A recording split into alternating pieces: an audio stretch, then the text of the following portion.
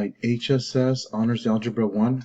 We're going to go ahead and take a masterful look at this upcoming CBA. I do appreciate you guys working with me. We had to advance it a whole week ahead of time because of testing next week.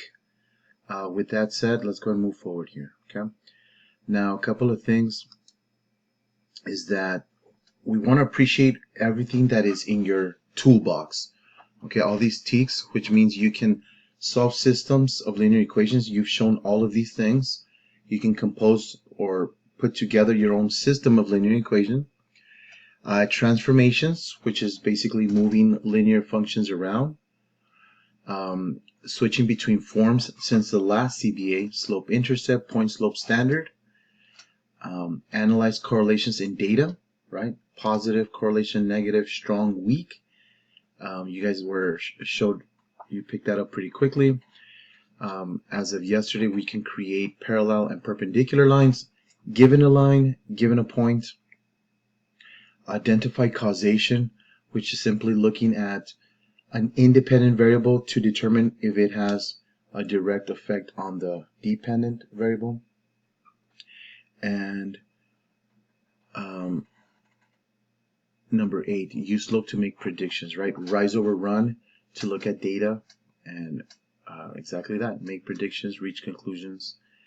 All right, so the big theme with what we're doing here, okay, is not so much to solve these problems. You've got all these tools you've been using in your toolbox.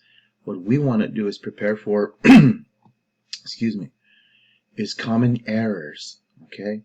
Sometimes just the way they set up the question can set some of you guys up for failure. So we want to prepare you for that. Okay. So you'll be working with your shoulder partners to discuss what errors you might anticipate if and when you see the following exercise prompts. Okay. All right. All right. So again, I'm not going to solve these to make this video as short as possible. I'm not necessarily going to read them. I'll pause so you guys can read them. The main thing is, what are some common errors, and are your anticipations reasonable or not? Okay, that's what we're going to be looking at. All right, so you've looked at number 1, and the question is, do you anticipate some type of error? The answer should have been no. Okay, we dealt with comfortably with a linear equation given a point. So all that needs to be said is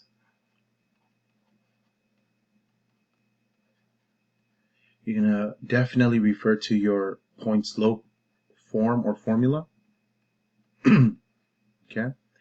And you'll extract the slope, which is given and required for your point slope. And you'll introduce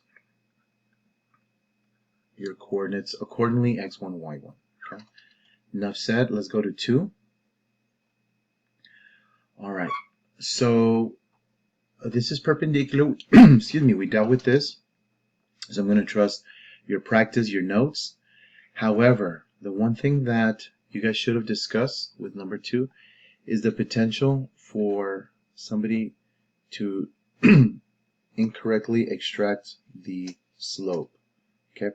All sorts of things could go wrong, but the main thing is setting this standard looking formula into y equals mx plus b. Okay. This is Old Faithful, so this is an opportunity for us to write standard form into. Okay, so let's go and take advantage of this here. So I'm going to subtract x to both sides, and I'm going to divide by 4 to both sides.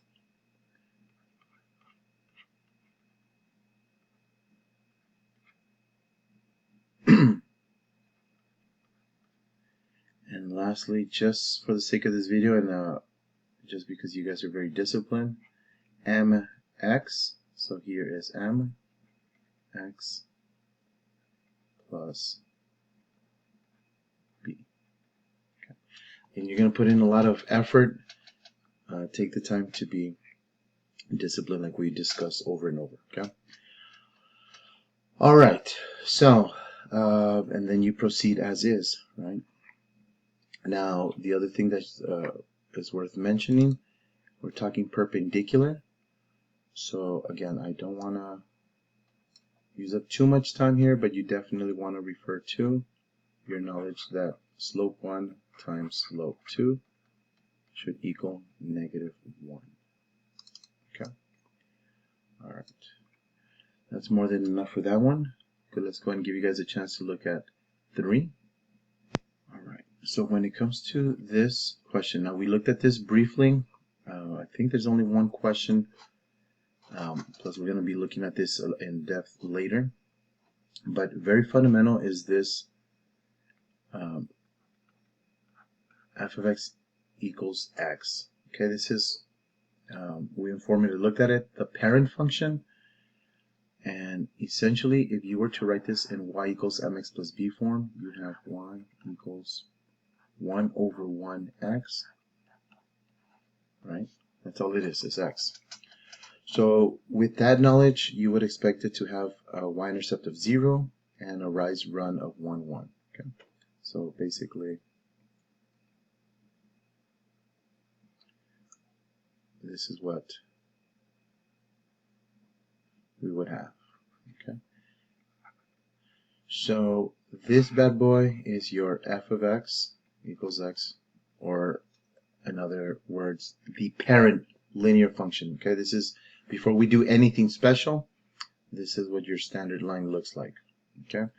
Now, what happens if they give you some function like this? Okay.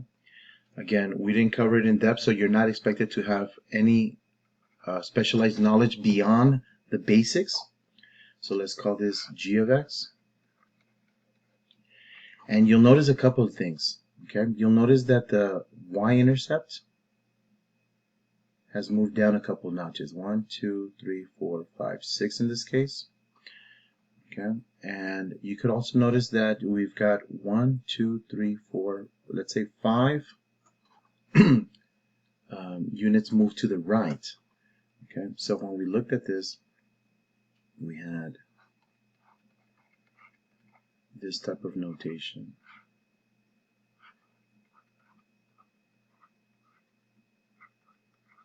Right? And we briefly looked at the fact that this, okay, you should have it in standard form. This is going to be your shifts horizontally, and this is going to be your shifts vertical. Okay. Now, this line, I just described it with both a horizontal shift to the right and a vertical shift downward. Okay. So they're not going to give you two options to do. It's either going to be an indication of a shift left to right, up or down, but they wouldn't give you both of them. Okay, so that's what you want to do, is look, how does g compare to f, the parent function? Did it go down? You look for evidence of that through some kind of vertical shift.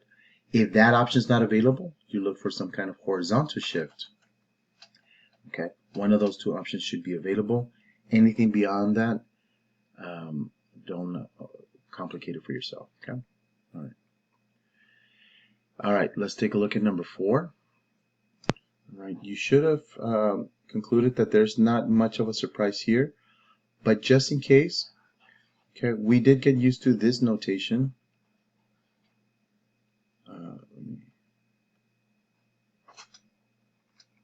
try that again here.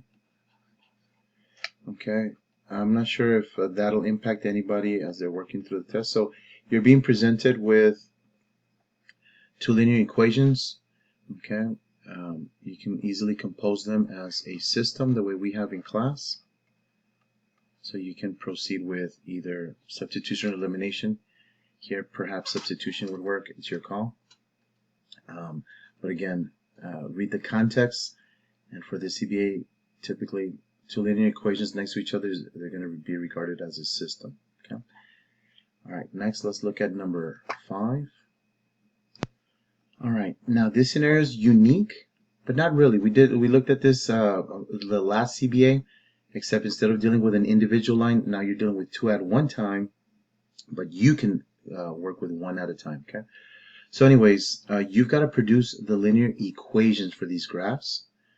So, like we did on the last CBA, the intercepts are very special. Okay, so long as you collect them correctly. So for this first line, okay, we'll simply call it y1. We have 0, 4, and we have 4, 0. Okay. So I'm not even going to deal with this y2 because the same steps will get you to the promised land. Okay, you'll simply use this, for example, and this. Okay, but let's stick with this one line here, and as a refresher, you would identify this first point as x1, y1, x2, y2. Okay, y, as you guys should remember, you want to use your knowledge of how to compose the slope. Okay, it's not going to kill us to look at this together. And from there, your instinct should be to use one of these points to enter it into point slope form.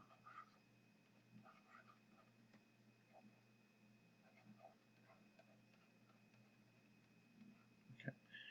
Which is going to allow you to produce y equals mx plus b. Okay. You should be getting flashbacks of the last CBA. Now, here's a bonus tip. Okay, your answers are going to be very likely in standard form. So you're going to have,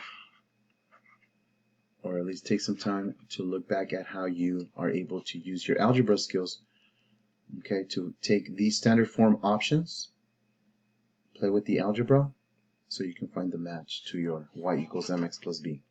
Okay. All right. Let's go and move to number 6. All right. So I've got a very vague, uninformed type of scatter plot because the main thing here is, right, they're going to ask you something about units off the graph. Okay, so 120 is roughly about here. And according to, this data, okay, we've got a virtually strong positive correlation, okay? So you can look at those notes. Now, of course, if the data is not indicative, not strong, you can make that determination, but in this case it is. So it's pretty logical that at about 120, I'd have a value about here, okay? Now, it is a prediction, so it has to be reasonable. So if they give you an option here, that's outrageous. Way up here, okay? So you're looking for something reasonable that fits with the trend, the data's trend, okay? All right. Let's go to number 7. Give you guys a chance to look at this. All right. So here, the consensus should be that there's not much here. We've dealt with this, but here's a bonus tip. Okay, let's take a look at gloves cost $12 more than socks. So gloves equals the same price as socks plus 12. Okay, that's a reasonable expression given what we've been offered here. However, okay, don't be surprised if instead of writing this equation in terms of G, we write it in terms of S. Okay, and right, if the multiple choice options don't offer you this, okay, play with the algebra, trust your algebra, and we would essentially have something like this, where socks is the price of gloves minus $12. Okay, so that's your bonus tip there for you. Let's go on to 8. All right, if you looked at 8 and decided there's nothing tricky, okay, good. Okay, one option would be substitution, since you've got y solved for already. The other thing that I can say, and this is a baby tip, but it could be very critical, is we know that our result is notation for a point, right? Some x coordinate, y coordinate. Now here they're looking specifically for the y coordinate. So, be careful with your notation. Make sure that nothing gets lost or misplaced, okay? All right, we're going to be allowed to move to number 9. Okay, so number 9 refers to two lines P and Q, but again, you're going to deal with each line individually, which goes back to the previous CBA. So if you're looking at this table, you should already know exactly what to do if you're going to produce the function for it, okay? So out of here, you can easily extract M, okay? Again, we're talking about line P. The next thing after that is you've got a series of points, so you're going to go with point slope, okay? And this is what your discussion should have rendered. Now after point slope is slope intercept form, okay? And last but not least, you're going to play with the algebra and make sure that you can get it into standard form, okay? So that's, for the most part, last CBA as well, okay? All right, let's go and jump to number 10. All right, so if you look at a question like this, you guys should have discussed, there's no surprises here. You may have gone even further and say, hey, you know what, substitution seems ideal here. But it ends up being left to your discretion. I agree, substitution, since y is solved, would be a good idea there. And one thing that's worth mentioning for all of these systems is your knowledge that if you end up with something like 0 equals 0, right? This, as per our discussion, means we're going to have infinite solutions. And let's say you get something incorrect or illogical, like 0 equals -1. Okay, so long as your math is correct, we know that this one has no solutions. So in general, that's going to be good knowledge to have throughout this CBA. And lastly, we'll get to number 11. All right, so having looked at 11, the general consensus should have been no. We're ready for something like that. It depends on whether you're going to go substitution or elimination, but other than that, you should be very well prepared for this. Again, if I didn't mention it, Schoology will have, bring it up here, one final practice sheet, very, very particular with solutions. Okay, so the first 14 are CBA 4 specific, the rest of them are foundational practices. Okay, like going from point slope, slope intercept, standard. Okay, so you want to take a look at that. And I'll go ahead and upload this presentation so you guys can refer to it as well. All right, we'll catch you in class.